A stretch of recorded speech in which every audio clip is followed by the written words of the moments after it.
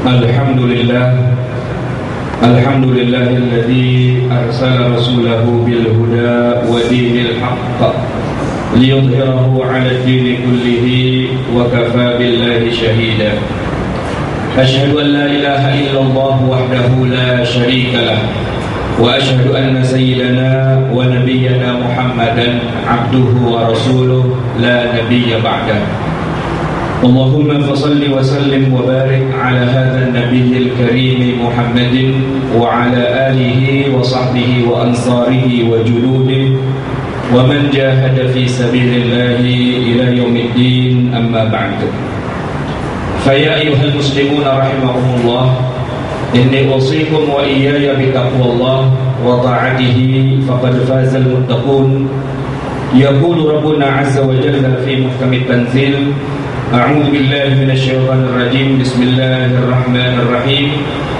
Ya ayyuhan nasu taqu rabbakumul ladzi khalaqakum min nafsin wahidah wa khalaqa minha zawjaha wa batha minhuma rijalan katsiran wa nisaa'a wattaqullaha alladzi tasaaluna bihi wal arham innallaha kana 'alaikum raqiba. Hadirin jamaah yang dimuliakan Allah, salah satu faktor yang membuat umat Islam di akhir zaman terpuruk dari puncak kejayaan dan peradabannya di masa lalu adalah karena faktor internal umat Islam sendiri. Tidak semata-mata karena besarnya musuh atau kuatnya persenjataan mereka, tetapi lebih banyak faktornya karena kelemahan, perpecahan, dan juga kejahilan yang melanda umat Islam di akhir zaman.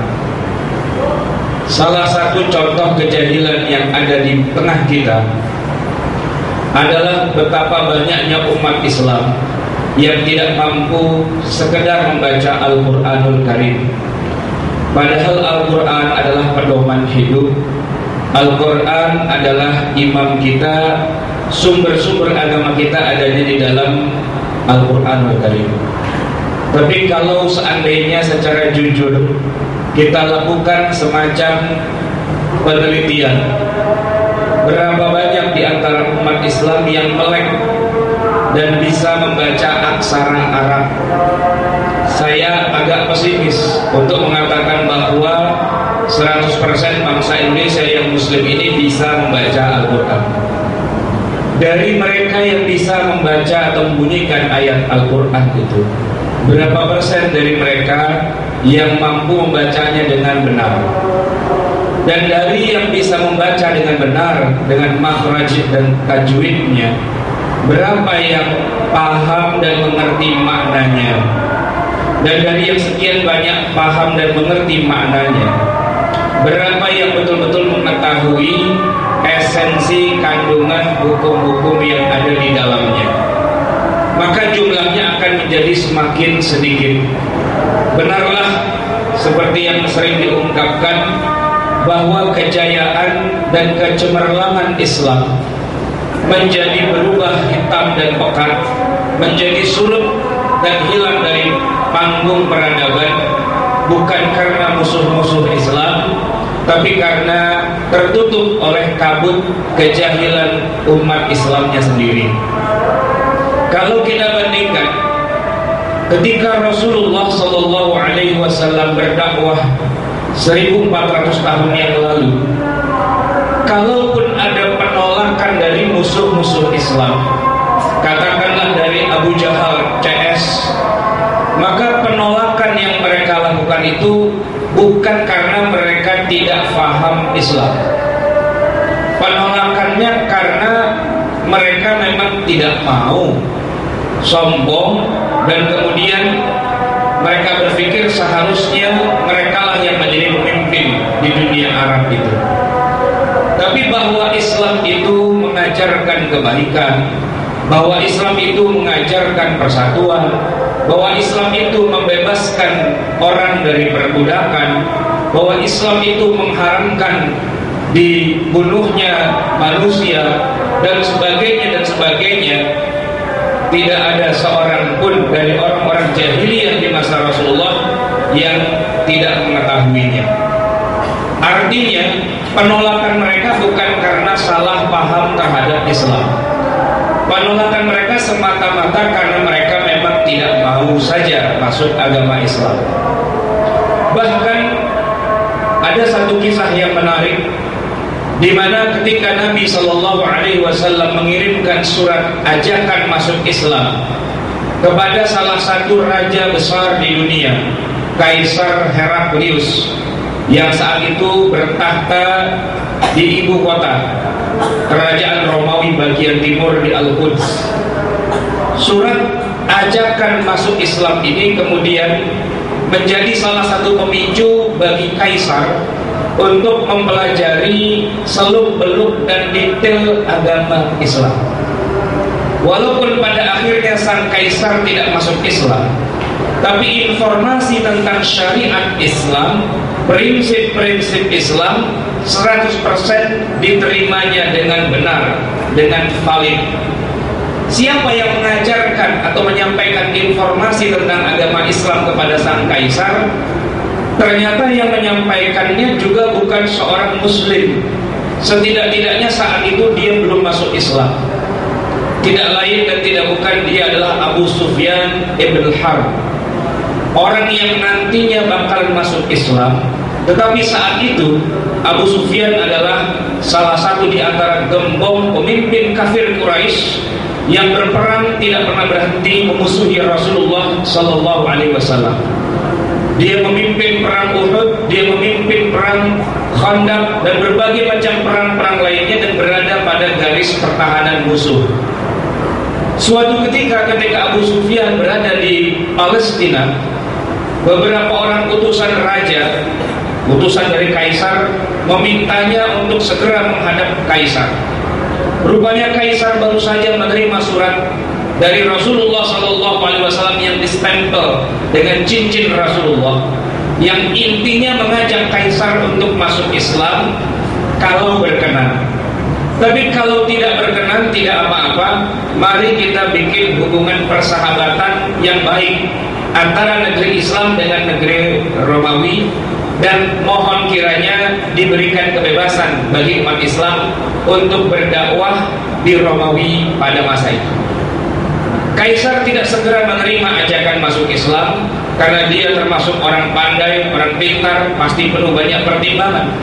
Maka dia ingin mempelajari dulu di dalam apa sebenarnya agama Islam ini.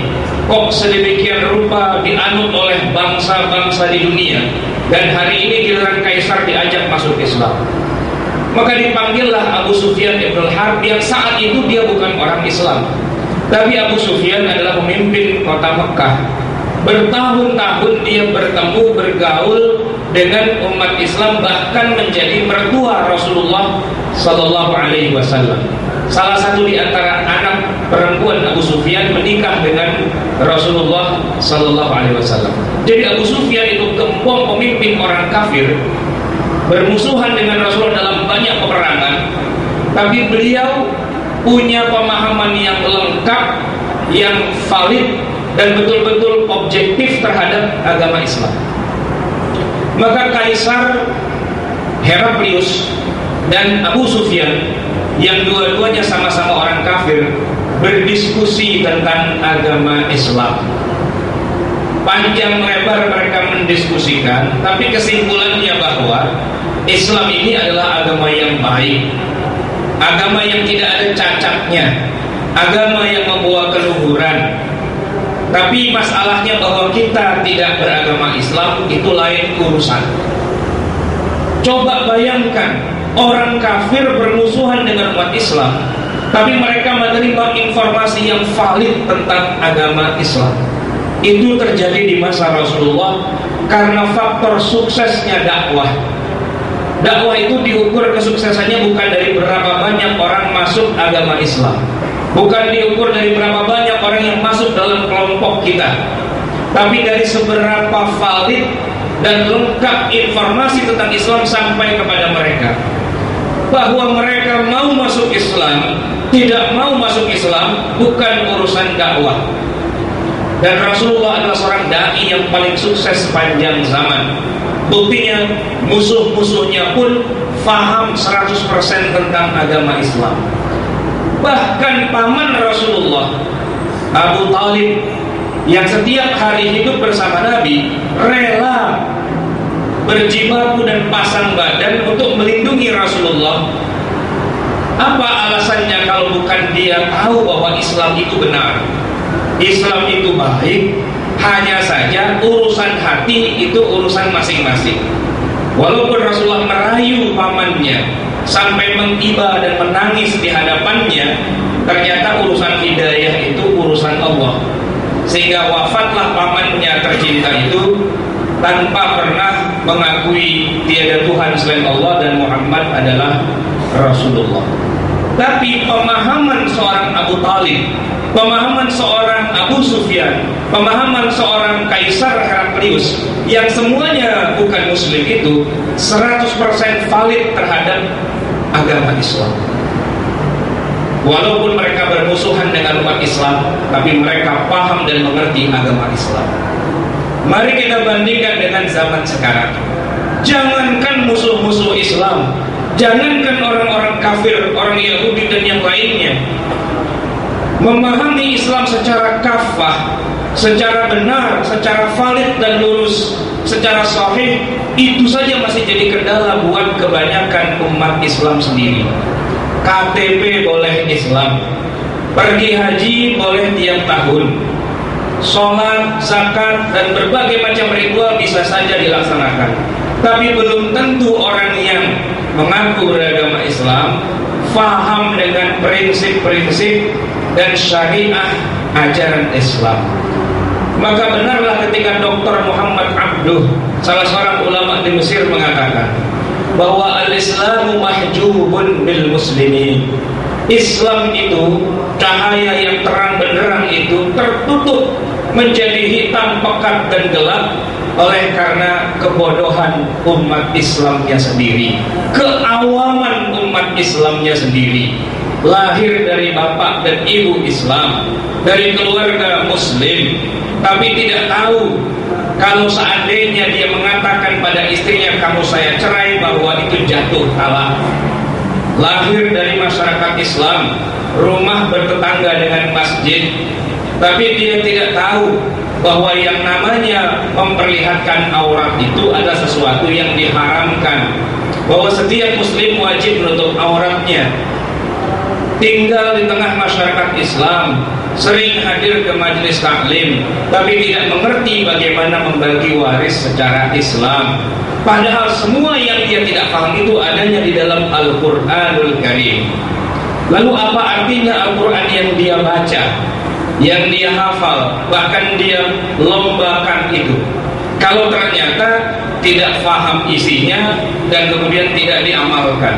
Cukupkah jawaban kita nanti di yaumil qiyamah kepada malaikat yang menyiksa kita di neraka lantaran kita melanggar begitu banyak ketentuan syariah dengan jawaban bahwa mohon maaf wahai malaikat, saya tidak tahu ternyata ada aturan seperti itu. Mohon ampun wahai Allah, ternyata hukum-hukum yang engkau turunkan tidak pernah saya pelajari. Cukupkah jawaban kita seperti itu di yaumil qiyamah? Kitalah yang bisa menjawabnya, hati nurani kita yang akan menjawabnya. Barakallahu li wa lakum fil Qur'anil azim wa nafa'ani wa iyyakum bima fihi minal ayati wa dzikril hakim wa taqabbala minni wa minkum tilawatahu innahu huwal ghafurur rahim.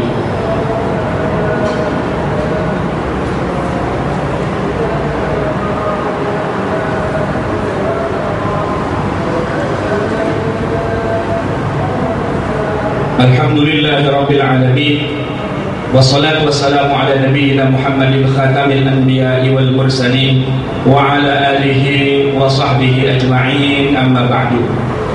Laqad qala Allah ta'ala fi muhkamit tanzil ba'da a'udzu billahi minasy syaithanir rajim. Bismillahirrahmanirrahim.